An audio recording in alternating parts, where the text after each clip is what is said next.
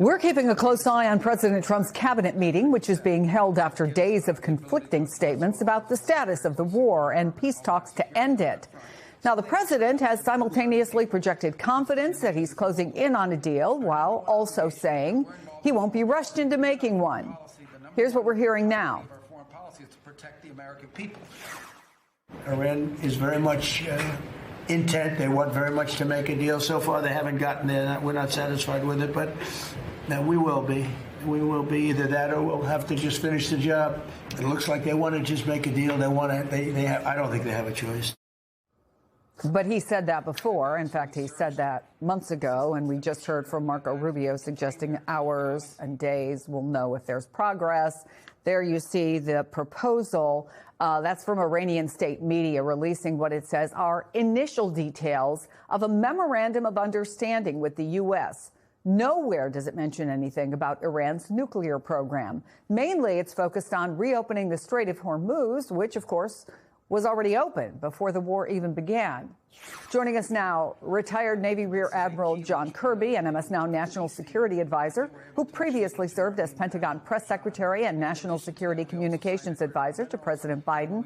Richard Haass is also with us, President Emeritus of the Council on Foreign Relations, Senior Counselor at Centerview Partners, and author of the weekly Substack newsletter, Home and Away. Admiral, the White House Rapid Response X account says that draft is a complete fabrication. And if Iran is to be believed, is this deal literally just bringing us to status quo before the war? What's going on? People are having trouble following the bouncing ball. No, this is typical when you're in negotiations with the Iranians, and they'll put a lot of stuff out in the public space. Some of it may be true, some of it may not be. Obviously, we don't know how accurate that is. You can certainly understand why the White House would want to refute some of the things that are in this quote-unquote draft proposal and do it quickly. But again, we just don't really have a good sense. What we do know is that they are in Doha and that they are trying to come to some kind of conclusion here.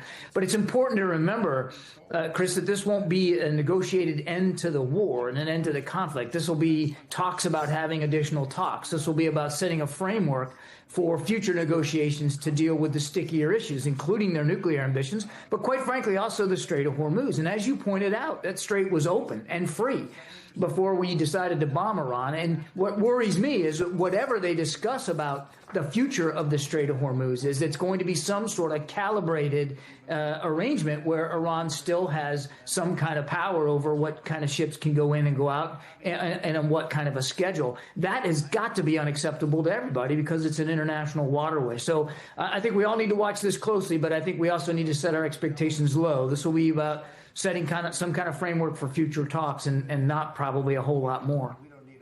Admiral, given the fact that, again, the Secretary of State, Marco Rubio, just said that they'll be, watching over the next hours and days to give us a sign if there's progress in these talks.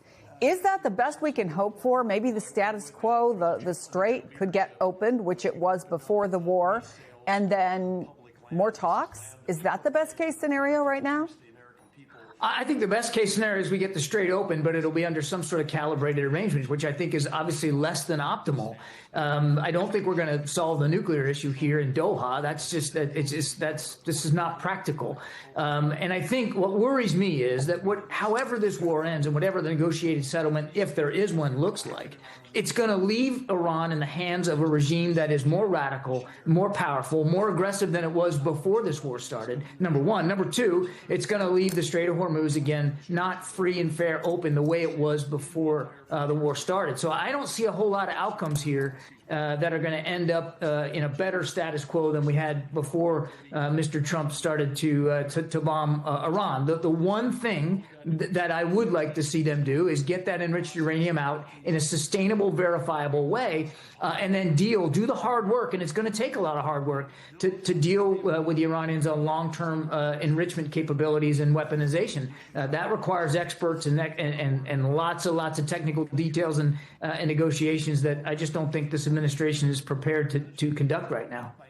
Richard, Marco Rubio said yesterday it is going to take a couple of days to settle on even what he called disagreements over a word, a sentence.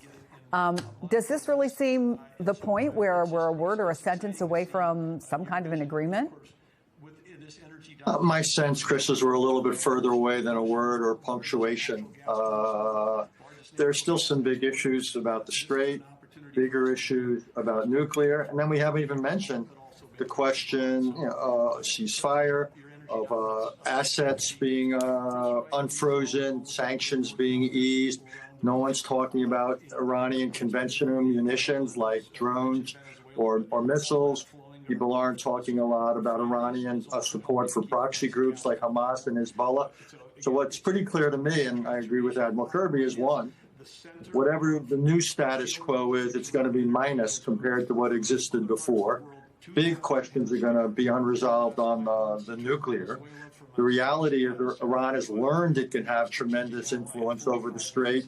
That can be reintroduced in a month or 3 months or 6 months, whenever they want.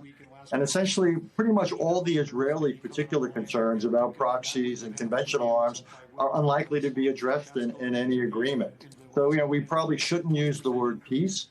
At most, we're talking about a limited ceasefire agreement with limited scope and uncertain duration.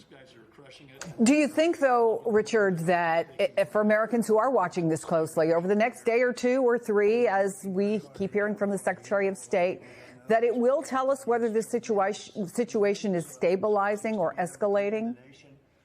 Probably not. Iran was always hard to deal with, even in the quote-unquote good old days. After we killed so many of their leaders, it became much more difficult. I think, though, the biggest constraint, which is a way of answering your question, Chris, this president, for understandable reasons, does not want to resume serious hostilities. The reason is it's not going to bring about regime change. It's not going to bring about Iran's capitulation, but it could bring about Iranian military retaliation against the energy and water infrastructure of Saudi Arabia and the United Arab Emirates and Kuwait and Bahrain and Qatar and so forth. That would be a nightmare for the region and the world. So I don't really think we have any serious military options. The so-called finish the job gang is shouting slogans, not serious about strategy. So the president has poor choices, and that's why the administration's so uncomfortable with them. But this is what happens when you start a war, quite honestly, that ought not to have been started. So poor choices that he's made. Absolutely. Richard Haass, Admiral John Kirby.